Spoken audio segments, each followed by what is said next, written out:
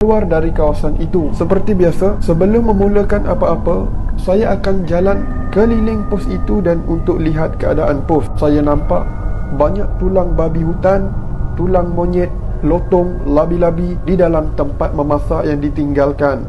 Biasalah, mereka yang duduk sebelum ini ramai yang berbangsa Iban dan Dayak serta bukan agama Islam.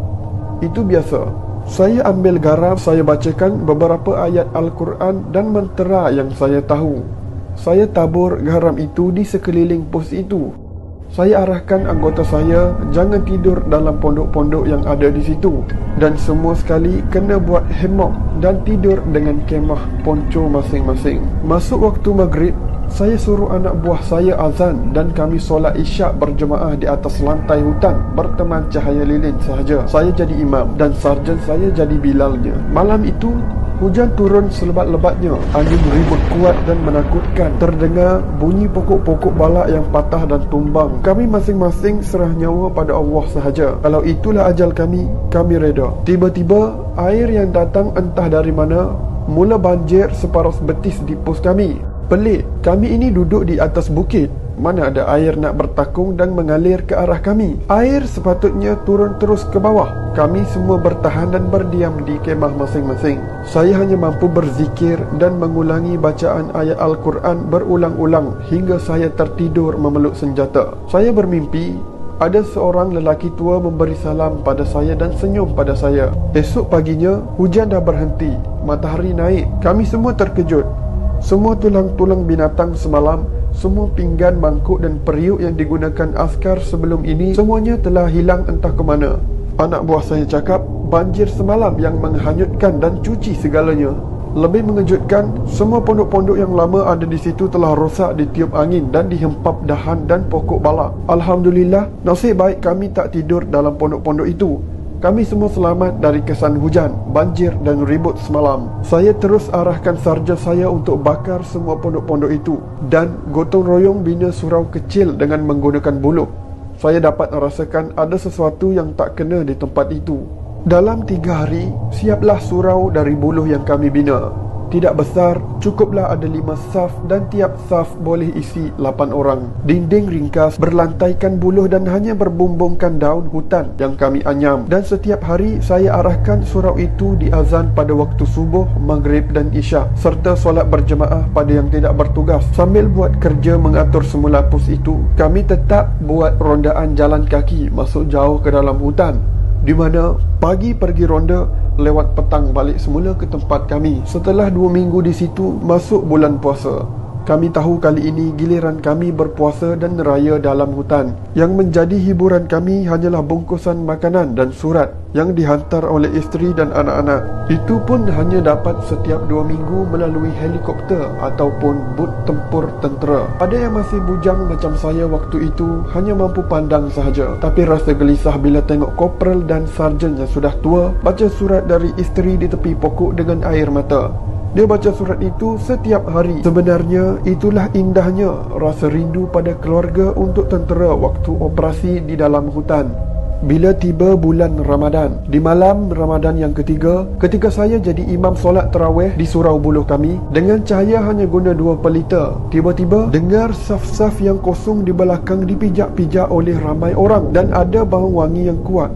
Waktu saya sebagai imam habis baca Fatihah, kami dengar suara kuat mengaminkan macam suara dari 50 orang. Sedangkan kami yang terawih waktu itu hanya 8 orang. Saya cuba tenangkan hati dan teruskan solat. Waktu selepas solat dan beri salam pada 2 rakaat pertama itu, anak-anak buah saya semua nak lari keluar dari surau sebab rasa seram. Saya cakap, sudah, kita teruskan saja solat tarawih lagi 6 rakaat. Mereka saudara kita juga, sama-sama membuat ibadah. Saya terus bangun dan teruskan jadi imam solat tarawih. Sepanjang tarawih sampai ke witir, begitulah keadaannya. Apabila saya beri salam sunat witir terakhir, bunyi sekali lagi lantai-lantai buluh itu seperti ramai orang keluar dari surau. Saya dan anak-anak buah teruskan dengan zikir dan doa. Lepas itu kami moreh dengan makan biskut askar yang keras, cicah air kopi. Semua tak bercakap sepatah pun tentang tadi. Lepas minum, semua masuk tidur di kemah masing-masing.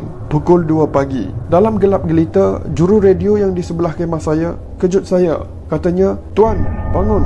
Ada benda tengah mengaji di surau kita. Memang jelas saya dengar suara satu lelaki sedang membaca Quran di surau kami. Bila saya menyuluh lampu suluh ke surau, tapi tak ada orang pula. Suara itu terus membaca hampir sejam lamanya. Lepas dia habis, tiba-tiba ada suara bisik di telinga saya. "Fitri, boleh kita berjumpa?" Saya berdebar, takut. Saya balas, "Jumpa di mana?" Suara itu bisik lagi, "Jumpa di pokok hujung permatang bukit ini." Saya serba salah. Apa nak dibuat? Dah pukul 3 pagi. Anggota yang bertugas sentri yang jaga pos ada di tengah pos. Saya kena berani dan hadapi juga benda ini. Mungkin ini baik untuk kami. Itu dalam fikiran saya. Saya bawa senjata, pakai kasut, bawa lampu suluh dan mula berjalan keluar dari pos dan ke hujung permatang bukit yang jaraknya 200 meter dari tempat kami. Dalam hati risau dan hanya zikir yang mampu saya buat. Sampai di hujung permatang dekat satu pokok besar, tiba-tiba dengar "Assalamualaikum." Saya balas salam itu. Saya suluh keliling, tak ada orang. Saya terus bertanya, "Siapa kamu? Apa kamu mahu?" Dia jawab, "Tenanglah, aku juga Islam. Aku ketua di kampung ini." Saya uji lagi dia dengan beberapa soalan. Dia jawab dengan betul. Jadi hati saya mula tenang. Selepas itu, saya duduk di lantai hutan dan kami bersembang agak lama dalam banyak perkara. Saya tak nampak dia, hanya suara. Ringkas cerita, saya balik ke pos dalam pukul 5 untuk bersahur.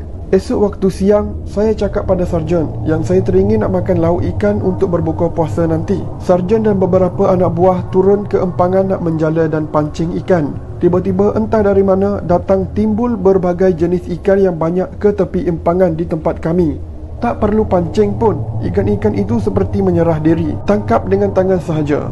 Punyalah banyak dapat ikan segar pada hari itu. Pendek cerita, banyak perkara indah yang berlaku selepas saya jumpa ketua jin Islam itu. Serta banyak kenangan sepanjang kami berpuasa dan beraya di hutan dalam operasi. Sewaktu nak serahkan operasi ke pasukan lain, hati saya sebab dan sayu kerana tiba masanya kami pulang ke kem. Saya berpesan sungguh-sungguh pada pegawai yang gantikan saya untuk jaga tempat itu selepas kami tiada. Tapi sayangnya, beberapa bulan selepas itu, saya dengar khabar yang tempat itu kembali diganggu dan jadi berterabur seperti dahulu. Surau yang kami bina pun sudah tidak digunakan. Malah jadi stor tempat letak barang dan stor makanan pula. Terima kasih kerana menonton dan jumpa lagi pada video yang akan datang.